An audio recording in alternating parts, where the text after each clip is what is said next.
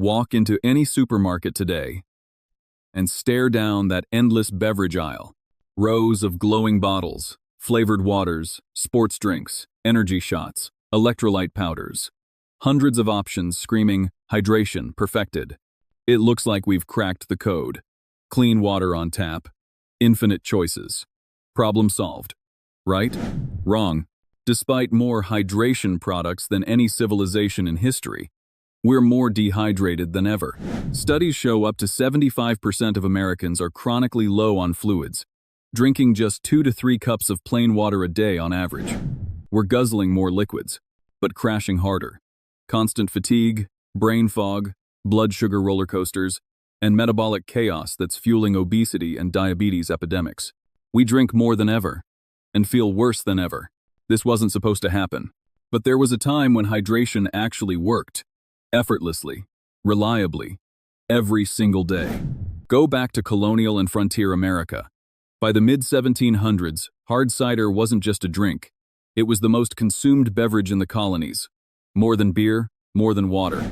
The average adult knocked back around 35 gallons a year. That's nearly a quart a day. Breakfast, lunch, dinner, in the fields. This wasn't partying. This was survival infrastructure. Frontier families pressed their own cider because plain water from streams and wells was a gamble, loaded with bacteria that caused cholera, dysentery, and death. But cider? Its natural 4 to 7% alcohol and fermentation acids killed pathogens on contact. It stored safely for months, traveled without spoiling, and delivered steady energy without the spikes and crashes of modern sugary drinks. It wasn't added booze for fun. It was biology turning risky water and apples into the safest, most reliable daily fluid on the planet. John Adams started every morning with a tankard of hard cider for his health. Pioneers like Johnny Appleseed planted orchards not for eating apples, but for cider apples. Bitter, tannic varieties bred purely for fermentation. They didn't have labs or filters. They had a process that made hydration stable, nourishing, and built for hard living. Fast forward to today. We've sanitized the water, but stripped away the biology that made it work in the real world. We're reopening those old frontier cider presses, not to romanticize the past, but to expose why a system from the 1600s outperformed our trillion-dollar beverage industry, and how reclaiming just a piece of it could fix your energy, your gut, and your health starting tonight. Because the real secret to hydration isn't hidden in a fancy bottle or lab formula. It's been fermenting quietly in American history for over 400 years, waiting for us to remember. Stick around. This changes everything you thought you knew about what you drink. Clean water flows from taps. Bottled water fills store shelves. Sports drinks promise electrolytes calibrated to human performance. Powdered hydration mixes claim to replace what sweat removes. There are more beverage options than ever, all marketed as safer, cleaner, and more advanced than anything that came before. And yet, hydration outcomes are deteriorating. Dehydration is common despite constant access to fluids. Studies show that up to 75% of U.S. adults suffer from chronic dehydration, consuming only about 2.5 cups of water daily on average, while older adults face prevalence rates of 1, 7, 28%, or even up to 40% in community settings. Energy crashes are routine. Sugar intake is embedded into daily drinking habits, with the average American consuming about 17 teaspoons of added sugar per day, much of it from sugary beverages, equating to roughly 145 calories from sugar-sweetened drinks alone on a given day.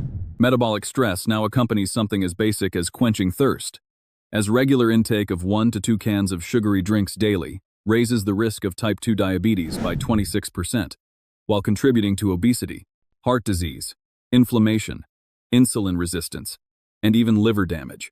What should be a neutral, stabilizing system has become a source of cumulative strain. This failure is rarely questioned because it looks like success. Liquids are abundant.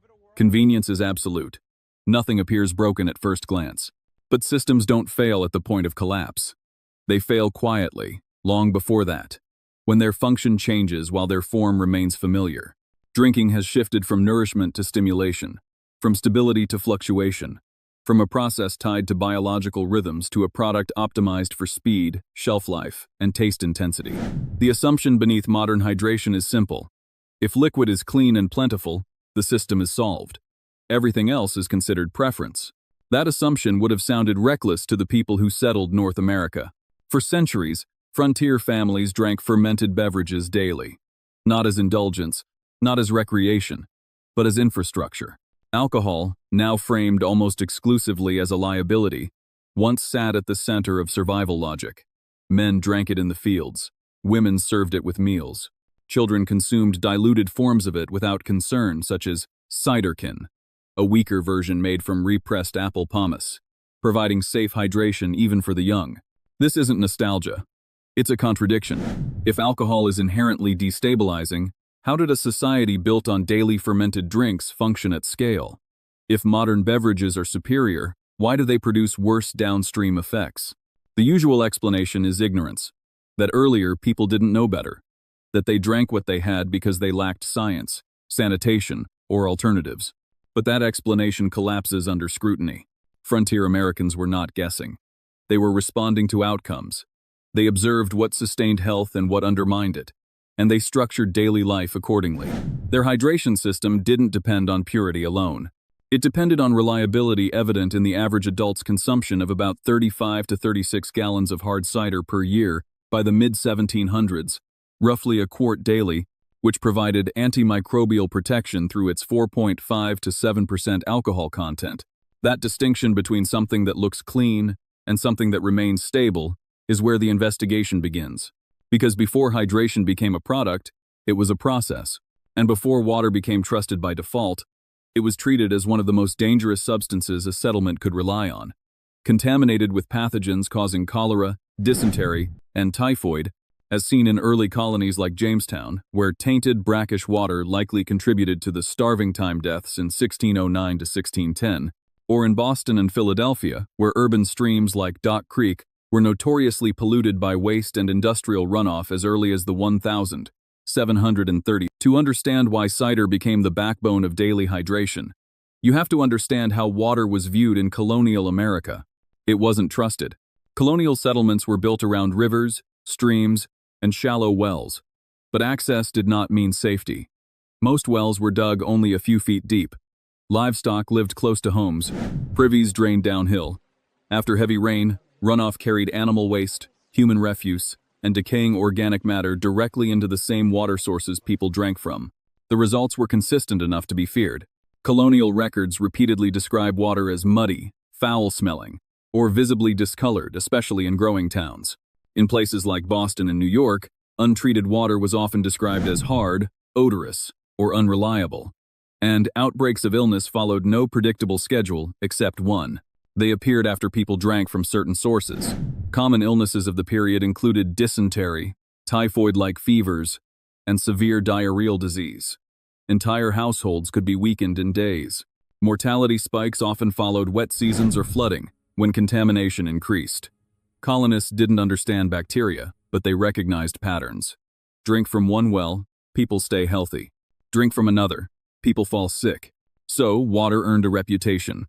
In letters and travel accounts, plain water is often described as low, thin, or common, something animals tolerated better than humans. It was not considered strengthening. It was not warming. It was not associated with sustained labor.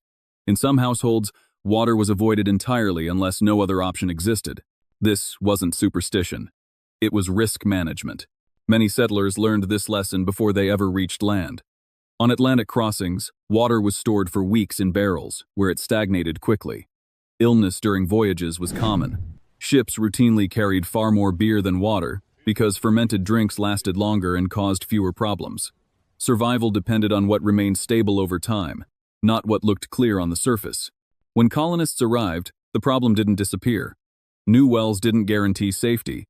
Streams changed with the seasons. A water source that seemed harmless one month could become dangerous after a single storm. Without germ theory, colonists relied on outcomes. If a drink caused illness repeatedly, it was abandoned. If it supported strength, warmth, and digestion, it was kept. Alcoholic beverages were not chosen because they intoxicated, but because they were predictable. Brewing and fermentation reduced risk, delivered calories, and produced drinks that didn't suddenly turn deadly after rain. By the late colonial period, Americans were consuming dozens of gallons of beer and cider per person per year, far more liquid than plain water. Because those drinks worked. They could be stored, they supported long days of physical labor, and they didn't carry the same invisible risks untreated water did. This wasn't a cultural quirk. It was a survival response. Once water was framed as unreliable, the question shifted. Colonists didn't ask how to make water purer. They asked what could replace it. The answer wasn't stronger alcohol. It wasn't spirits. It was fermentation controlled, repeatable, and mild enough to function as daily hydration. And that's where hard cider enters the picture. Not as a preference, but as a solution to a problem water couldn't reliably solve. Once water became unreliable, colonists didn't look for a purer source. They looked for a safer process. Fermentation solved the problem without anyone needing to understand why. Hard cider was not a spirit. It wasn't distilled. It was a mild, fermented drink, typically between 4 and 7% alcohol, strong enough to suppress dangerous pathogens, but weak enough to function as a daily fluid. That balance mattered. Strong liquor dehydrated and impaired. Untreated water sickened. Cider sat in the narrow middle where stability lived. Alcohol and organic acids created during fermentation made cider hostile to contamination. Barrels of cider could be stored, transported, and consumed without suddenly becoming dangerous after rain, heat, or time. Where water changed unpredictably, cider stayed the same. This wasn't theory. It was observed performance. Colonists didn't know what bacteria were, but they knew outcomes. Drinks that fermented caused fewer illnesses. Drinks that didn't were avoided. Over time, this logic hardened into routine. Fermentation became an invisible filter, doing work no one could see but everyone depended on. That is why cider spread so quickly. The first recorded apple orchards appeared in 1623, planted with seeds brought from England. European settlers already knew cider making. In the New World, apples thrived where grain often failed. As orchards matured, cider quietly replaced ale and beer. By the mid-1700s, it had surpassed both beer and water to become the most common drink in America. This wasn't about taste. It was about reliability. During the American Revolution, cider was widely referred to as the drink of patriots. Figures like John Adams consumed it regularly and credited it with supporting digestion and daily endurance. It fit the demands of long labor, irregular supply chains, and physically exhausting work. As settlers pushed west, the logic followed them. On the frontier, brewing beer was often impossible. Grain was scarce. Transport unreliable. Apples, however, could be planted years in advance. Pioneers like Johnny Appleseed didn't scatter orchards for fresh eating. They planted cider apples, bitter, tannic varieties designed specifically for fermentation. Cider wasn't a drink you discovered at the end of settlement. It was something you planned for before survival even began. By the time a cabin stood, an orchard was already growing. And once those trees matured, daily hydration no longer depended on the uncertainty of water. It depended on a biological process that converted risk into stability. Cider wasn't consumed because colonists lacked options. It was consumed because it outperformed them. At this point, the idea that hard cider functioned as daily hydration can still sound exaggerated. A cultural myth. A frontier eccentricity. The numbers remove that doubt. By the mid-1700s, the average American adult consumed approximately 35 to 36 gallons of hard cider per year. That works out to nearly a quart, about 1 liter every day for working adults. Not occasionally, not during festivals. As part of the normal daily routine. This wasn't an elite habit. It wasn't regional. It was widespread enough to define national consumption patterns. Morning meals often included cider. Field labor was fueled by it. Evening meals ended with it. Women typically consumed less than men, and overall intake varied by workload. But cider remained the default beverage within the household. By the early 1800s, recorded per capita cider consumption declined somewhat, but still averaged 15 gallons or more per person per year, even as other alcohols entered the picture. When combined with beer, wine, and spirits, total alcohol consumption by 1790 reached an estimated 34 gallons per person over the age of 15 annually. That figure often shocks modern audiences, but it only makes sense if alcohol is viewed through a modern lens. On the frontier, fermented drinks were not competing with water. They were replacing it. Production records confirm this scale. In 1771 Massachusetts, household accounts show families producing enough cider to sustain daily use year-round. Presses were common. Production was seasonal, but consumption was continuous. Apples were crushed, fermented, stored, and drawn from barrels as a matter of routine. Cider was cheaper than imported beverages, and far more dependable than untreated water. As settlement pushed west of the Alleghenies, reliance deepened. Beer required grain, infrastructure, and time that frontier settlements often lacked. Brewing at scale wasn't practical. Apples, however, grew with little oversight once planted. As a result, cider and whiskey became the dominant liquids in many frontier regions, not as luxuries, but as hydration systems that could be produced locally and stored safely. This level of adoption matters. No society sustains a daily practice at this scale unless it works. If hard cider caused widespread impairment, dehydration, or collapse, it could not have fueled labor, settlement, and expansion across generations. The system persisted because its outcomes were repeatable. At this point, the question shifts. If fermented cider functioned this effectively as hydration for so long, then its disappearance requires explanation. Not moral explanation. Structural explanation. And before that explanation appears, one more assumption needs to be examined: whether cider merely avoided harm, or whether it actively supported the body in ways modern beverages no longer do. By this point, it's clear that hard cider didn't merely avoid the dangers of untreated water. It functioned reliably where water often failed.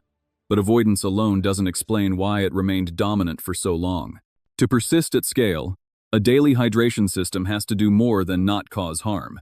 It has to support the body under continuous strain. Traditional hard cider did that quietly, through structure rather than intention.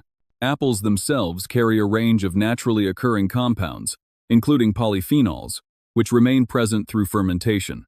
These antioxidants are retained in cider, with studies showing that polyphenols from alcoholic apple cider are absorbed, metabolized, and excreted by humans, contributing potential benefits similar to those in red wine. Historically, diets that included fermented apple drinks were associated with lower levels of systemic strain during sustained labor, not because cider was medicinal, but because it contributed usable plant compounds alongside fluid intake. Fermentation altered more than alcohol content. It changed how the drink interacted with the body. As sugars were consumed by yeast, overall sugar content dropped. Traditional dry hard ciders often have low residual sugar compared to unfermented sweet cider or modern sugary beverages. For example, dry styles can have near zero carbs after full fermentation. This meant cider delivered energy more gradually than unfermented juices or modern sugar-sweetened beverages. Instead of sharp spikes followed by crashes, fermentation flattened the curve. Dry hard cider typically has a low glycemic impact, avoiding the rapid blood sugar rises seen in sweet juices. That mattered in environments where long hours of physical work demanded steady output rather than bursts of stimulation. Fermentation also introduced living microbial byproducts. While settlers had no language for probiotics, the effect was practical. Naturally fermented, unpasteurized, hard ciders, especially wild or traditional styles, can contain beneficial lactic acid bacteria, supporting gut health in a way similar to other fermented foods. Hard cider carried these properties without relying on additives or refinement. Structurally, cider differed from beer as well. It was naturally gluten-free, derived entirely from fruit rather than grain. It also retained trace levels of vitamins C and K, not as supplements, but as part of the original agricultural material. Though vitamin C decreases during fermentation, some remains in traditional styles. None of these features were isolated or engineered. They emerged from the process itself. Alcohol content remained moderate, typically between 4.5 and 7% in colonial American hard cider. This range mattered. Stronger spirits dehydrated and impaired. Cider stayed below that threshold, providing fluid intake without the same downstream costs. In daily use, it functioned less like an intoxicant and more like a fermented food in liquid form. Over time, this consistency shaped perception. Cider wasn't framed as indulgence. It carried a natural reputation, not because it was idealized, but because it behaved predictably. It fermented, stabilized, and delivered nourishment in a form that matched the realities of frontier life. None of this required belief. It required repetition. When a system delivers the same outcome day after day, hydration without illness, energy without volatility, it becomes trusted. That trust doesn't come from theory. It comes from survival. And for decades, hard cider met that standard, which makes its disappearance more revealing than its success. Because systems that work this well don't vanish by accident. They're replaced usually not because they fail, but because something else becomes easier to scale. Hard cider worked because it solved a real problem with the tools available at the time. Water was unreliable. Fermentation made it stable. Cider wasn't chosen out of ignorance, habit, or indulgence. It was chosen because it reduced risk in a world where risk was constant. When that world changed, cider no longer belonged at the center of daily hydration. But the system that replaced it didn't return to simplicity. It veered towards sweetness, stimulation, and constant metabolic demand. That's the pattern. Older survival systems assumed instability and built buffers into daily life. Modern systems assume constant safety and optimize for speed. When that assumption holds, the system appears efficient. When it doesn't, the costs accumulate quietly. Hydration didn't become worse because people stopped fermenting apples. It became worse because water was no longer trusted, and then sugar took its place instead. The lesson isn't to go backward. It's to recognize when a system solved a problem correctly, and when its replacement solved the wrong one. So the question isn't whether frontier cider belongs in the modern diet. The real question is simpler. In how many other areas did we remove a working system and replace it with something faster, sweeter, and weaker instead?